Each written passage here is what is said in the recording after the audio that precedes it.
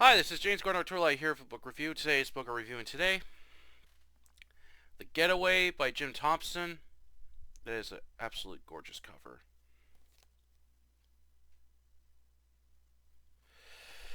Alright, this is from Corgi Books, and this was published in 1989. It was first published by Stegmet in 1958. This was a really good crime thriller novel. I really enjoyed this. This is actually the first this is the first Jim Thompson novel I've read, and I enjoyed it. I found it a lot better than the 72 film of the same name. I just enjoy this a lot more. It is definitely a lot darker than the film is, and a lot more violent as the two main characters, um, Doc McCoy and Carr, are much more violent in the book than the film. Um, I really like the story of this novel. The characters were really interesting. I liked the plot of it.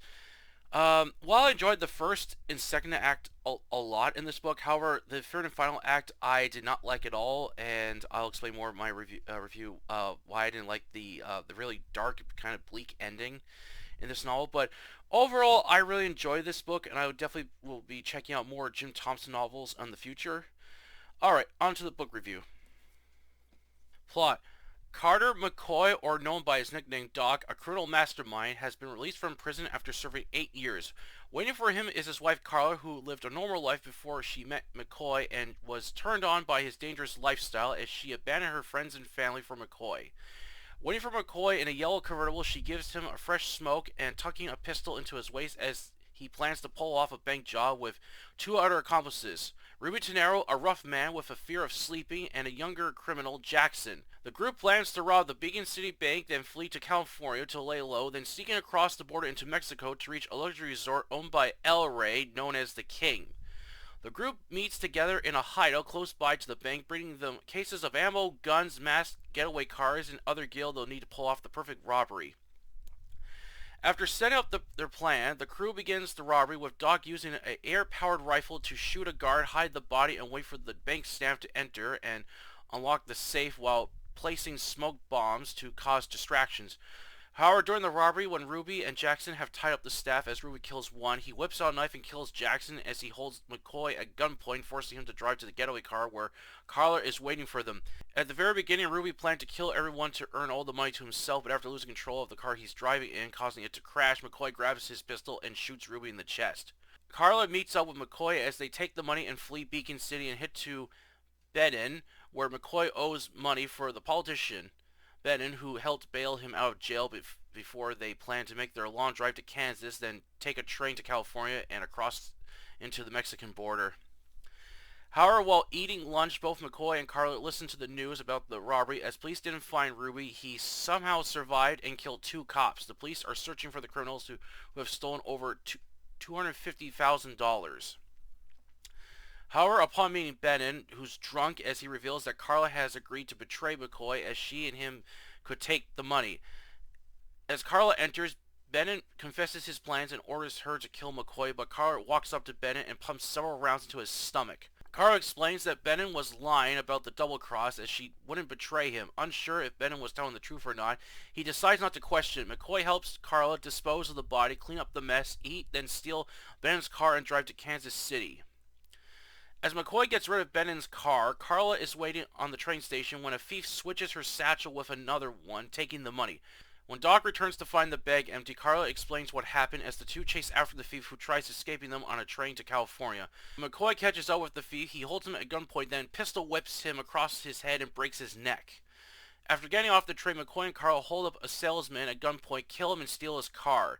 As they are fleeing the scene, they overhear on the radio the police have identified them as robbers and know they were last seen on that train. As they struggle to reach the Mexican border, with Ruby wanting to get revenge on McCoy, the couple will do anything to reach El Rey, but even when they finally get where they're going, it might not be what they expected it to be, despite pulling off the perfect getaway. The Getaway was a dark, gripping crime thriller with a cast of dark and twisted characters, all hell-bent on their own survival and lust for violence. While I like the two main leads, Doc McCoy and his girlfriend Carla, as they were both ruthless characters that would do anything to avoid capture by the law and wouldn't hesitate to kill anyone that stood in their way.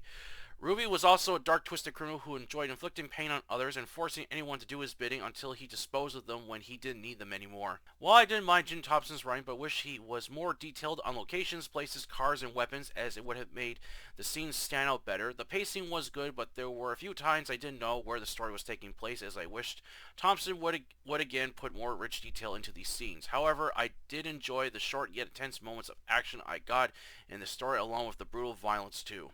The first act gets off to a really good start along with the second act. However, towards the final act, I didn't like the dark ending, as El Rey is kind of a surreal, hellish place that seems like criminals can only spend so long until they have no money to pay El Rey, which he will either have you killed or send you off to a cannibal village.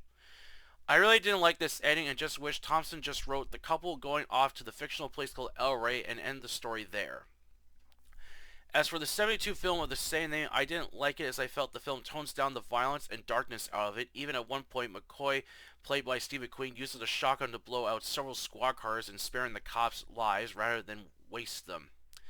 I also didn't like the other things that were added in the film, but at least it has a happy ending. Not sure if the 94 remake of The Getaway is worth watching or not. Overall, I recommend The Getaway if you like a dark, gritty crime thriller, as some might not like it, but if you're into dark crime stories with violent characters and intense action, then this novel is for you. And that's our review today. Hope you enjoyed. Yeah, I had just a lot of fun reading The Getaway. It was a very dark, intense, yet short novel, so this is not a very thick book. The pacing is... It doesn't move at like a very high rate of speed, but the pacing, it doesn't like waste any time. It just kind of gets right down to it. A little bit of backstory, and then it just gets right into the plot of the story. And it doesn't really add any filler. The story is constantly like going, so it doesn't slow down. So I read this book easily within 2 days, and I really did like it. The action I got was good. The violence was good.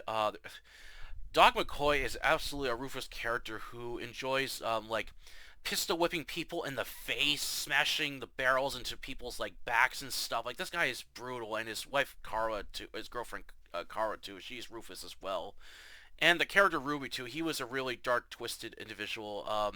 A guy that has a fear of sleeping, and apparently has. It's hinted that he had so many fights that his ribcage is all messed up. So he has to like massage his chest like every morning he gets up because of the constant pain, and he enjoys inflicting pain on others. Like he was another twisted character in the book.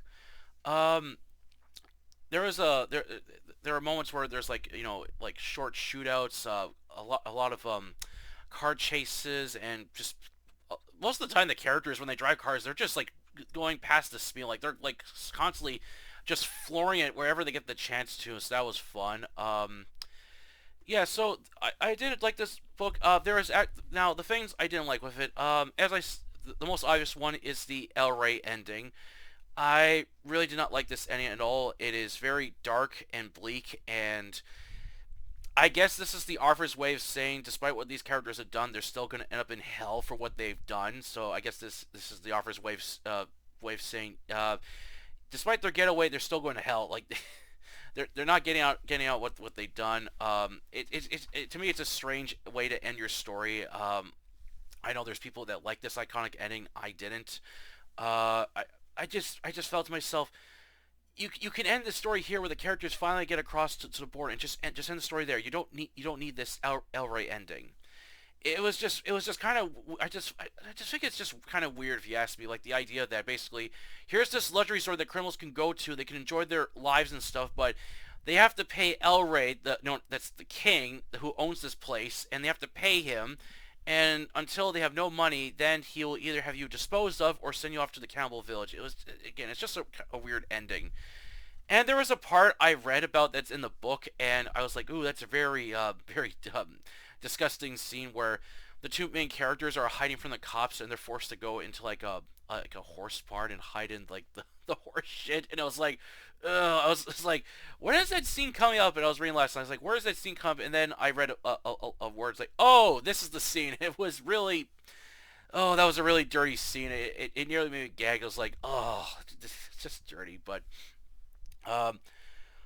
despite all that, I still enjoyed it. I definitely, as I said, I definitely will check out other Jim Thompson novels on the future. And I might give the '94 film a try if it's worth seeing. I did watch the '72 film, and first time I watched it, I didn't like it. I kind of watched only half of it, and I shut it off. And then the second time I watched the full thing, I didn't like it. I felt it was like it was being held back from, the violence and stuff. And I know it's directed by a well-known director, Sam Peckin. I kind of felt it was still being held back. I wish if he had like more control over the film and stuff, he could just go like full out what he wanted to do with it.